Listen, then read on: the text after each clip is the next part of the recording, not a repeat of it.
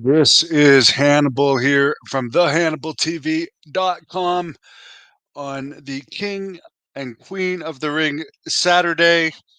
This pay-per-view I didn't have much interest in because there just isn't any doubt Cody Rhodes was going to win. Logan Paul was probably the best challenger they could get because he's mainstream famous, and the big highlight from that was a very impressive and very good frog splash from Logan Paul, where he made sure to plug his energy drink. Great partnership they have with Logan Paul and WWE. Logan Paul's making a ton of money, and being able to plug his Prime drink to the WWE audience. WWE is being made quote unquote cool by Logan Paul, one of the top YouTubers in the world, and he's getting WWE people on his podcast, opening them up to a new audience.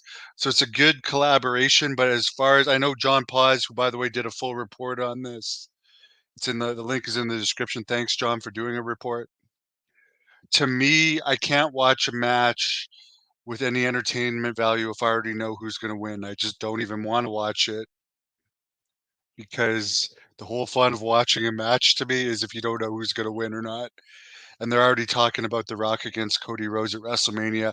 This week, I even saw a report on Cody Rhodes. He's not even plugging in this interview the match. He's plugging, oh, he wants to have a manager for this title run.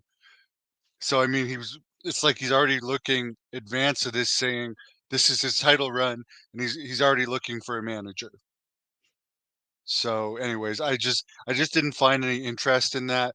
As far as the king and queen of the ring, I guess the king of the ring was Gunther, who recently lost to Sami Zayn. I mean, I can't take him seriously after he lost to Sami Zayn, but he is talented.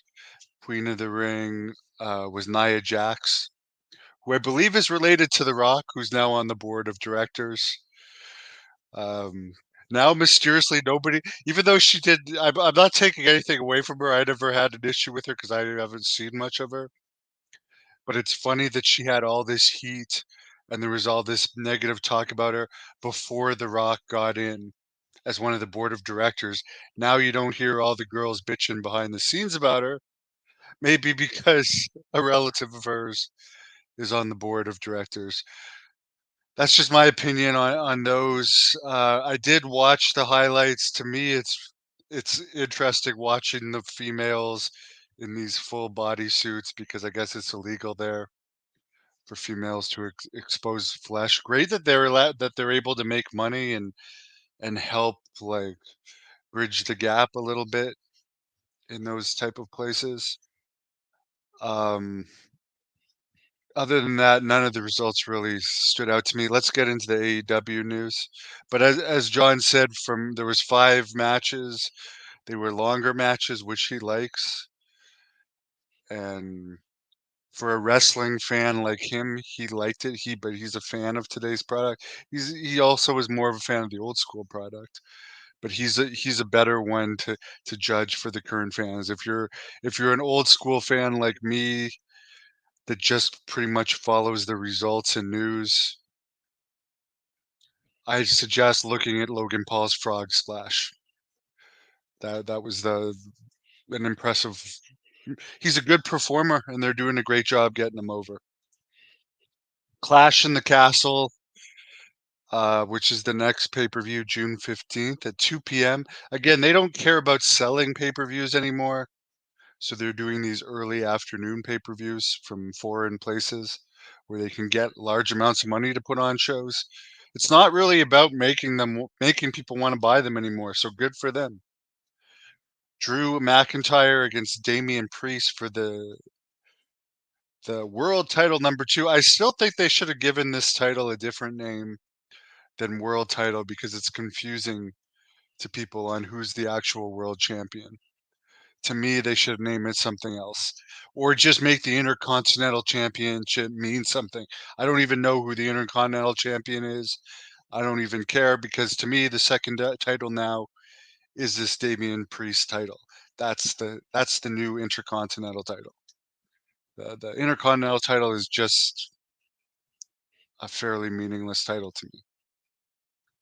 Um, and the other news was Crown Jewel returning to Saudi Arabia November 2024. So they're coming back for pay-per-view later this year, as well as either WrestleMania or Royal Rumble for 2026 or 2027. They already announced a 2-day SummerSlam for Minneapolis in 2026. Will Royal Rumble expand to 2 days? As long as they keep getting large site fees, probably. Shout out from Ireland. We're getting a lot of fans from Ireland lately. I was supposed to wrestle there back in 2008. Maybe I will wrestle there again upon my return. I haven't even got to the AEW news. Let's get into it now. Um, sorry, looking at my notes here. Eddie Kingston is going to be out over a year with this foot injury that he's going to be out until May of 2025. So a year or more. I know how bad feet injuries can be. I've had one that I'm just getting over now, and I wish Eddie Kingston the best. I think AEW. I know Tony Khan is a big AEW New Japan mark, but he should reevaluate. I mean, Eddie Kingston was one of the few talents that was kind of like homegrown and over. People liked him. He's more over than your average AEW wrestler, and he gets hurt on a New Japan show. The same night that they had over 6,000 in Vancouver for their debut in the market. So you gotta maybe Tony Khan doesn't care, but maybe you should reevaluate when you're letting people wrestle. I mean, who even watched this New Japan show? It was in front of 3,000 people. It was New Japan USA. Do as many Japanese fans watch the USA pay-per-views? I don't even know what the pay-per-view buy rate was. I'll look it up. But is it worth having guys get injured wrestling for other companies? I don't know. Maybe it is to Tony Khan. I would have rather had him injured on my own show. Um, then at least I'm getting more out of it. But but apparently a lot of their guys, and you know how Tony Khan is a really nice guy, would not want to stop wrestling for New Japan because they like wrestling for New Japan. Some of them I've heard John Moxley, for instance, prefers wrestling for New Japan, which was probably true because he's been on New Japan shows over AEW shows. He was also in Japan, even though he was on the poster for the AEW Vancouver show. He chose New Japan. They'd rather have their top stars wrestling elsewhere, which is one of their downfalls as far as I'm concerned. Darby Allin will be replacing Eddie Kingston. Darby Allin has a broken foot that he's recovering from. Eddie Kingston has a serious many issues with his leg. Got those two confused. There's a lot of issues with his leg from his knee downwards. The Young Bucks. Here's something I was listening to the Wrestling Observer radio today, and they were talking about how AEW's booking makes no sense. Tony Khan recently did an interview where he said he's going to step back and let the wrestlers be the stars of the show. Apparently, the Young Bucks, who injured for some reason, I guess because the Young Bucks are executives in AEW, according to storyline, because they injured Tony Khan. Shad Khan and Tony Khan aren't going to fire them though. They are now placed in charge of the show since Tony Khan can't make the shows. Make sense of that to begin with. But then last week at their event in California, which was their 5-year anniversary, reportedly with about 1,500 people in attendance to 2,000. Forget what the final attendance was. There was 1,500-ish pre-sold. It was not a great crowd at all. But Tony Khan was back. Tony Khan, who the Young Bucks are supposed to be in charge because he's injured, not able to travel. But he made it to Bakersfield, California last Wednesday for an appearance on the show. which made no sense. On that same Wrestling Observer radio show, they said, well, Tony Khan does not like confrontation, apparently, and he does not like actually firing people. A lot of the contracts uh, that are that are set for renewal these days, or have renewals coming up, such as possibly Mark Henry, who's done pretty much nothing for the company since being hired and failing as a commentator. He's been pretty much sitting on a bench. He likely won't be renewed, and a lot of others won't be renewed. They were speculating that the Big Show, who's what the hell is the Big Show done since at one point he was a commentator longer than Mark Henry. But other than that, what has he done? He's made maybe a couple of appearances. These jobs are great for guys like Jake Roberts, Mark Henry, the Big Show, even Jim Ross.